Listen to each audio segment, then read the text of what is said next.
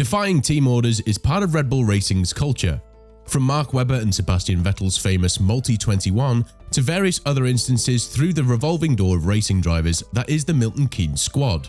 Drama is ingrained in the Formula One team's dynamic.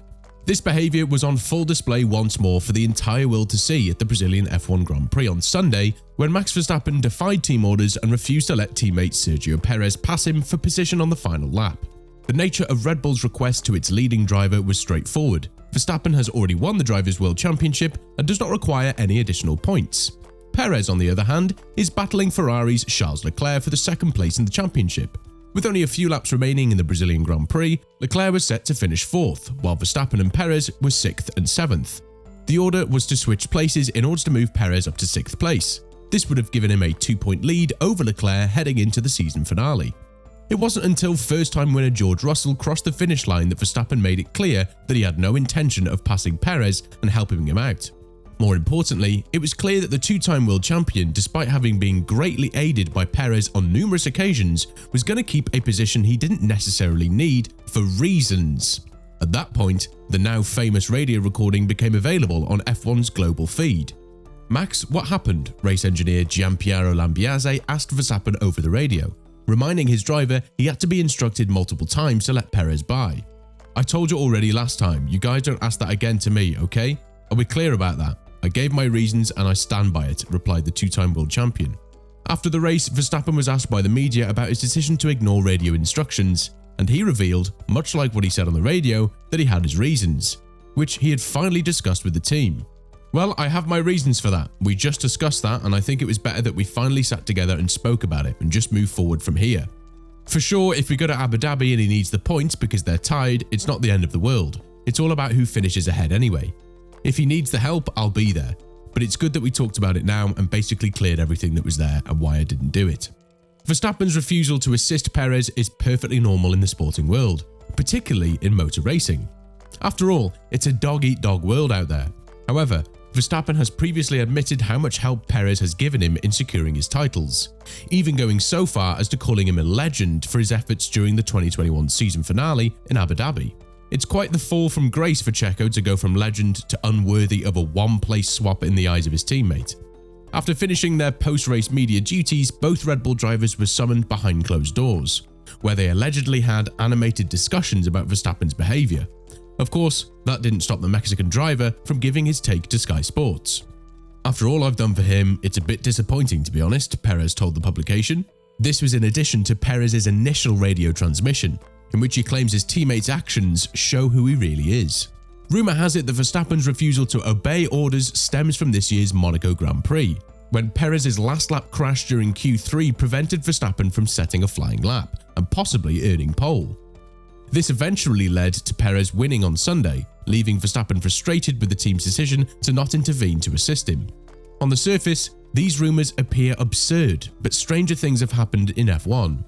Meanwhile, team principal Christian Horner claims Verstappen's reasons were discussed internally and will not be revealed to the media. Horner, who immediately apologised to Perez over the team radio, also insisted that Verstappen had agreed to support his teammate in Abu Dhabi, despite the fact that the point situation means he can't provide a direct benefit by handing over a position that would make the difference. "It's something we've discussed obviously behind closed doors. The drivers have discussed it," said Horner. "And as a team, our focus very much going into Abu Dhabi with Charles and Checo tied on points is to do our best that we can to support Checo to achieve second place. And Max has obviously made that commitment as well. So as far as we're concerned, it's about looking forward, not looking backwards." When asked about the situation playing out in public via team radio, Horner said, "I think it was probably a little less public than Ferrari's. Look, I think the thing is, it's very clear going into Abu Dhabi as a team, we're going to do the best that we can for Checo to finish second in the World Championship. And it's a straight fight between the two. They're tied on points, and whatever we can do as a team, and Max is obviously very much part of that team, we will do to help Checo achieve that goal. As a team, and Max has made that very clear as well, whatever we can do to achieve that as a team, we will.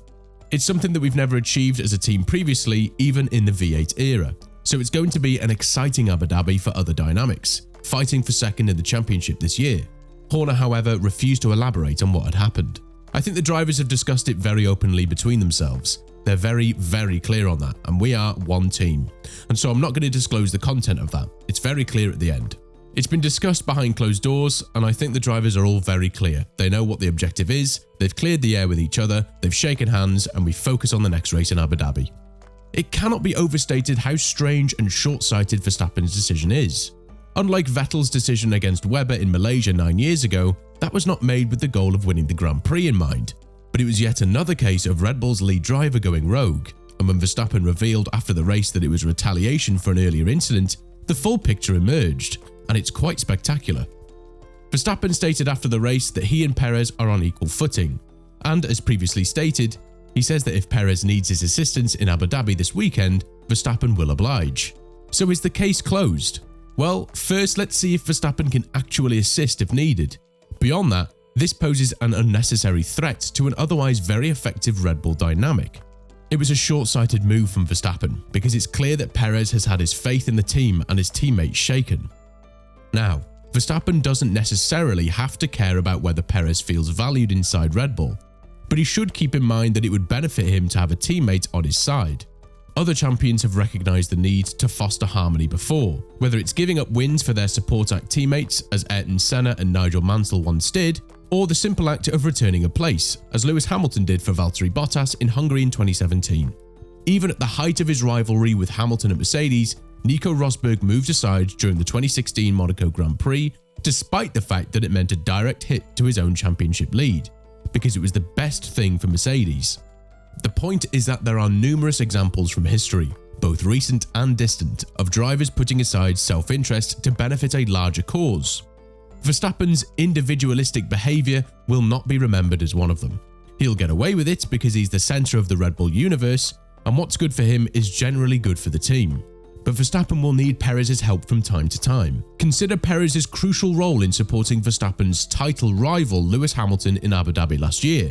Verstappen needs to know he can count on Perez in those situations. For now, Perez buys into the team game impeccably. He understands his role, he has contributed to an environment that brings out the best in Verstappen, and he has always followed team orders even when he's disagreed with them. But if he believes it makes no sense for him to be in a team where he risks being undermined even when assistance comes at no cost to Verstappen, why would he continue to buy into that ethos? That's the risk Verstappen has needlessly created. Following the team order would have demonstrated to Perez, Red Bull, and the rest of the world that Verstappen can also play the team game.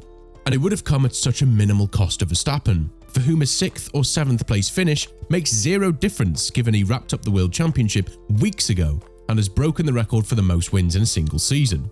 This would have been such an inexpensive way to gain favour, but Verstappen traded that just to prove a point. Naturally, many in the paddock have weighed in on the situation, including former Formula 1 driver Ralf Schumacher, who questioned why the back-to-back world champion didn't take advantage of the perfect opportunity to obey the team orders as a retaliation for his Red Bull teammate support in 2021 and 2022.